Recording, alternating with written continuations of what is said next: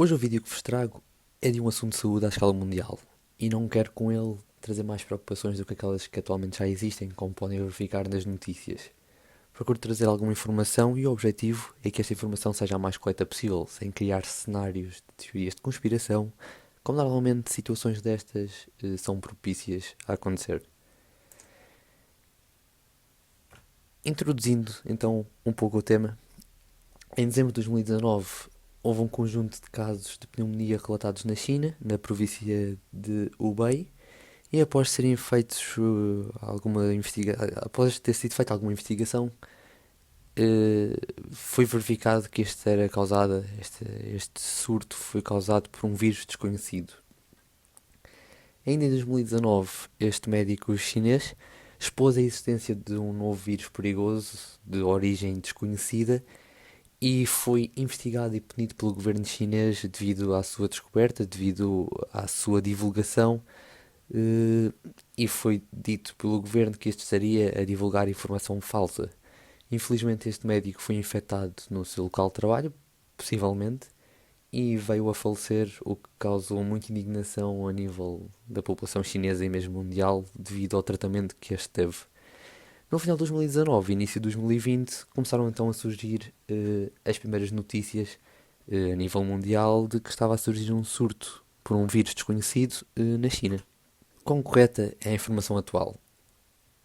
Temos que ressalvar aqui que tudo o que se sabe até este momento sobre o vírus é algo que poderá ser provisório. Porquê? Porque apesar de já existir muita informação, esta informação tem que ser investigada, tem de haver novos estudos de forma a conseguir aprofundar mais o conhecimento que se tem sobre este vírus.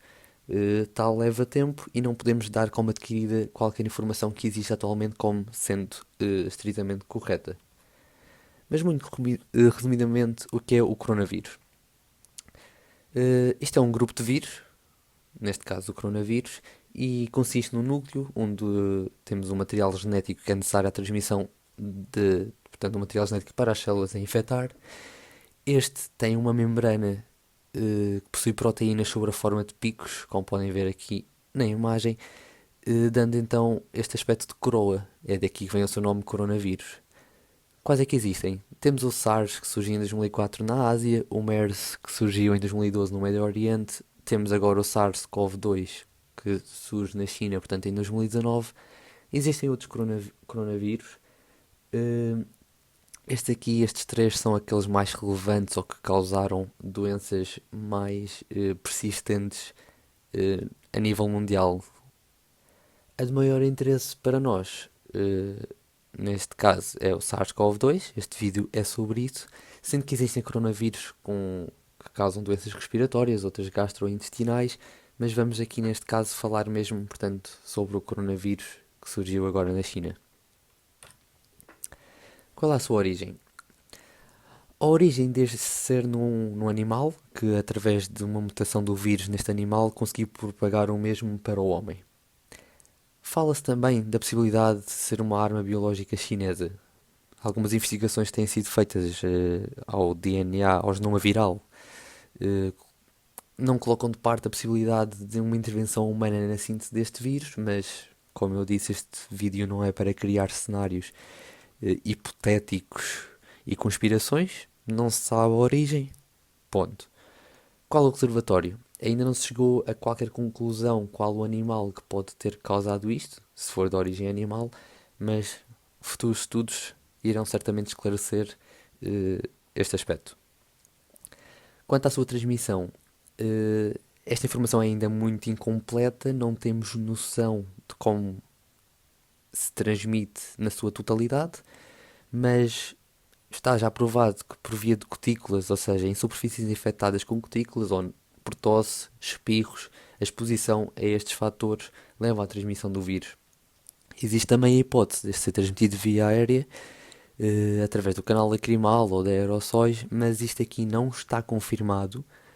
Eh, a quantidade de casos que têm vindo a ser originados dia após dia podem levar-nos a acreditar que esta via aérea realmente existe, mas não sabemos.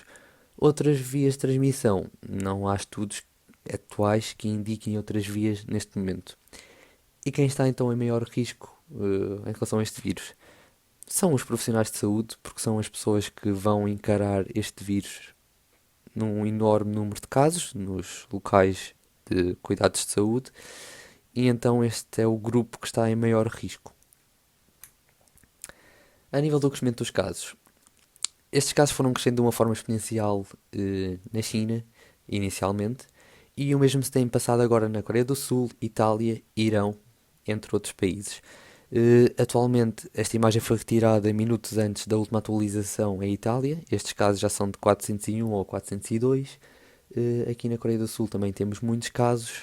No Japão temos alguns, mas maioritariamente provenientes deste barco que esteve em quarentena, como devem ter visto nas notícias.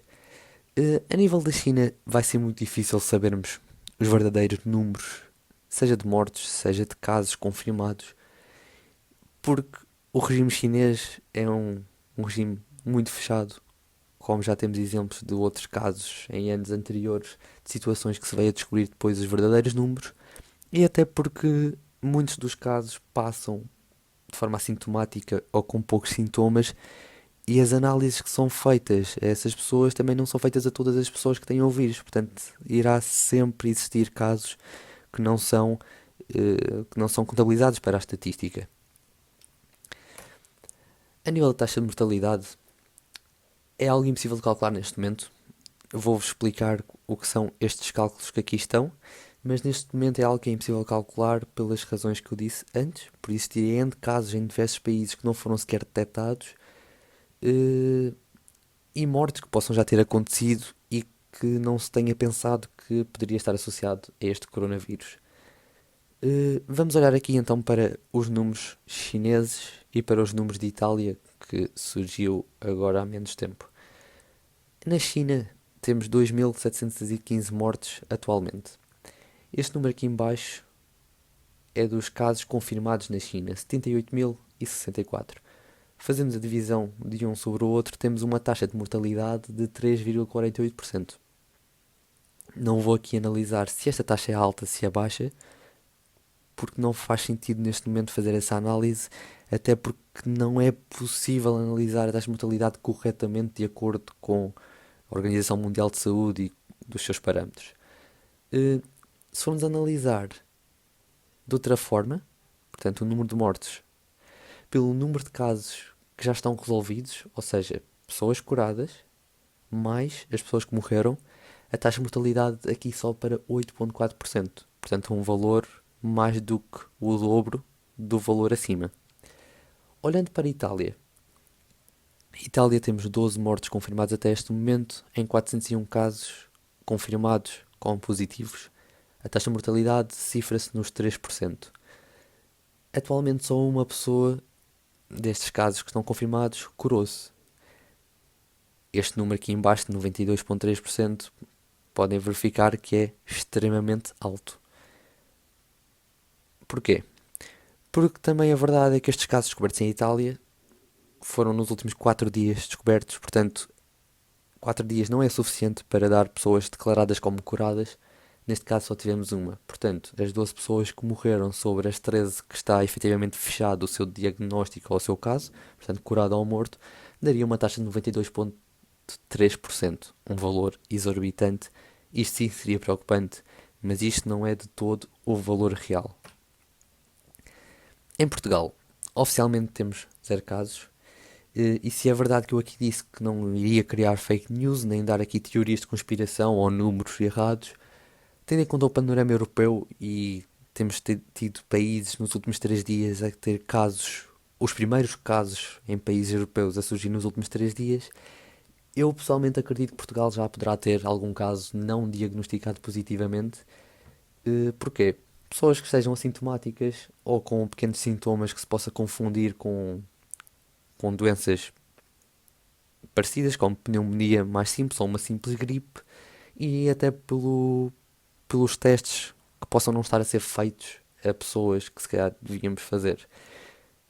Nenhum caso atualmente oficializado. Acredito que daqui a 2, 3 dias poderemos ter o primeiro caso em Portugal oficializado, até porque em Espanha, nas últimas 24 horas, tivemos já cerca de 5, 6 casos a surgirem e, como tal, não deverá tardar muito a chegar a Portugal. Mas não é razão para pânico.